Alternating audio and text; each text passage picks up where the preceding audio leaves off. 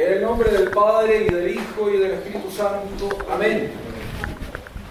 Estimados fieles, hubo un rey de Judá llamado Josafat, que gobernaba con temor de Dios. Se le elogia en la Escritura por muchas obras santas, como por ejemplo, cuando se dice que barrió de la tierra el resto de los afeminados que habían quedado en el tiempo de su padre Asa. Esto está en el primer libro de los Reyes. En cierta ocasión, el reino de Judá se vio gravemente amenazado por una poderosa alianza de las naciones vecinas, todas enemigas, la cual era humanamente imposible de vencer. El rey Josafat, muy angustiado, suplicó el auxilio divino delante de todo el pueblo.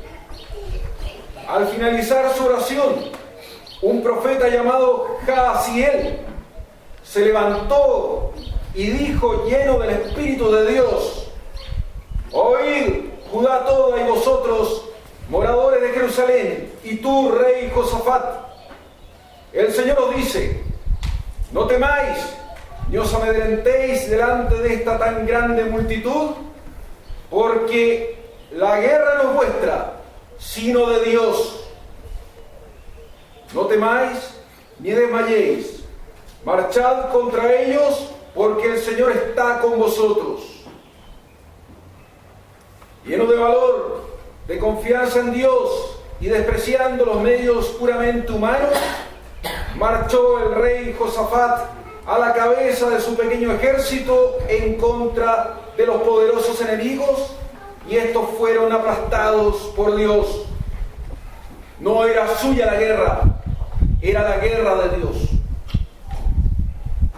En el Evangelio de hoy, fiesta de la Santísima Trinidad, nos dice nuestro Señor: id y enseñad a todas las gentes, bautizándolas en el nombre del Padre, del Hijo y del Espíritu Santo, enseñándoles a observar todas las cosas que os he mandado. Y mirad que estoy con vosotros todos los días hasta el fin de los tiempos. Dado que el diablo se opone siempre a la extensión del reino de Dios, con esas palabras Cristo nos ha dado una verdadera y propia orden de batalla. Pues ir a conquistar para Él a todas las gentes implica marchar contra todos los demonios y sus ejércitos humanos. Por eso la iglesia en la tierra se llama militante, es decir, combatiente. Y San Eusebio, comentando este evangelio, dice que nuestro Señor, haciendo los ejércitos del reino de los cielos, nos dispuso para la pelea contra los enemigos. San Juan Crisóstomo señala que Cristo ha venido a dar inicio a la guerra católica y que por eso manifestó desde luego la clase de combate que habíamos de sostener, más terrible que cualquier guerra civil. Y por su parte San Jerónimo dice sobre este evangelio que nuestro Señor, al prometer estar con nosotros, sus discípulos, hasta el fin de los tiempos, indica que venceremos siempre. Si la guerra es de Dios y no es nuestra, no debemos buscar a librarla socorros humanos, sino que debemos adherirnos por entero a la fe. Cuanto menos busquemos los apoyos terrenos, dice San Ambrosio, más fácilmente encontraremos los auxilios divinos. Pues bien, luego de casi 20 siglos de guerra, de resistencia de la Iglesia entre duros combates, finalmente vino el demonio con su obra maestra, el Concilio Vaticano II, a convertir en letra muerta la orden de batalla de Cristo. El liberalismo bautizado en el concilio acabó con la guerra. Se firmó por fin la paz con el demonio, con el mundo y con la carne. Sí hay, en efecto, derecho a no ser católicos, a la libertad religiosa y de conciencia, como enseñan los masones y los documentos del concilio. Si fuera de la iglesia hay salvación, si no hay infierno o está vacío como pretenden los modernistas, ¿para qué ir a bautizar y a evangelizar? ¿Para qué ir a combatir? Mejor ir a dialogar para superar o subsanar los meros malos entendidos que impiden el logro de la paz mundial, de la unidad de todos los hombres no fundada en Cristo, que es el nuevo fin de la Iglesia, según los liberales y los herejes modernistas. El Santo Espíritu misionero ha sido destruido por el concilio y su lugar ha sido usurpado por el diálogo ecuménico, que no es otra cosa que la continuación de aquel diálogo catastrófico e infernal entre Eva y la serpiente. Contra este engaño satánico se levantó nuestro fundador, Monseñor Lefebvre, pero 40 años después vemos que la congregación que luchaba gloriosamente contra el liberalismo está abandonando gradualmente la trinchera, está dejando paulatinamente de combatir y está mendigando migajas a la secta conciliar.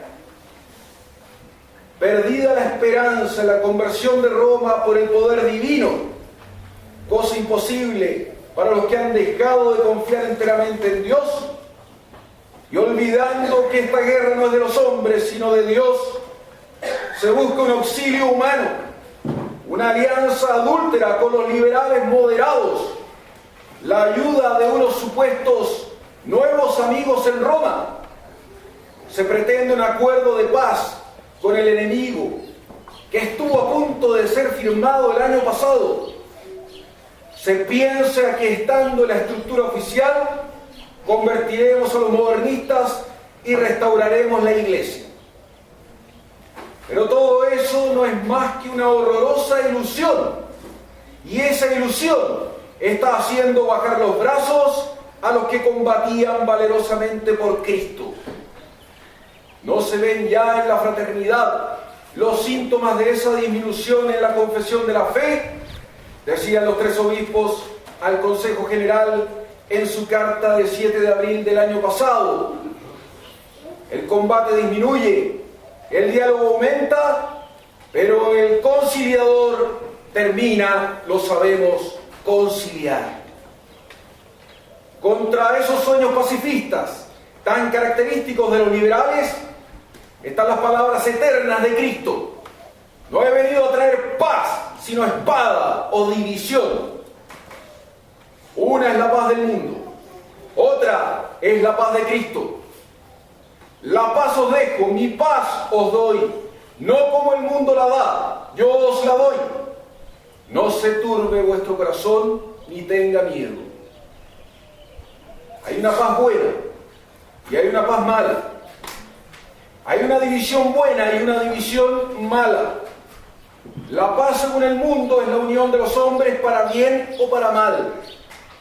La paz de Cristo es la unión que se establece entre el cielo y la tierra por su cruz, dice San Cirilo, citando a San Pablo, y agrega que es mala la paz cuando se separa del amor divino. Y San Juan Crisóstomo, hablando de la buena espada o división, dice que el médico, a fin de conservar el resto del cuerpo, corta lo que tiene por incurable. Y agrega que una división buena terminó con la paz mala que había en la Torre de Babel, y que San Pablo a su vez dividió, puso división entre todos los que se habían unido contra él, porque no siempre la concordia es buena y los ladrones también se unen para delinquir. Estimados fieles, el humo de Satanás, el liberalismo, ha entrado también en la tradición por una grieta abierta desde dentro. Por eso ahora se busca una paz que no es la paz de Cristo. En lo que a nosotros respecta, sepamos vivir y morir en la trinchera, porque no es nuestra esta guerra, sino de Dios. De Dios. Y tanto así, que es la única guerra no solo permitida, sino querida y declarada por Dios.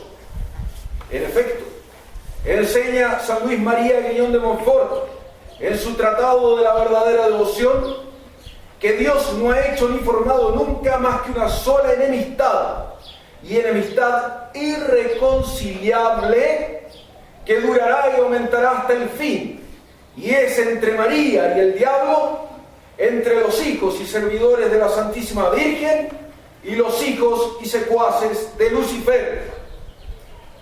Y dijo Dios: yo pondré enemistades entre ti y la mujer, y entre tu descendencia y la suya. Ahí está la declaración de guerra. Es Dios el que ha declarado la guerra. Es su guerra, no es nuestra guerra. Nuestro deber es combatir, sin pretender poner fin a la guerra de Dios.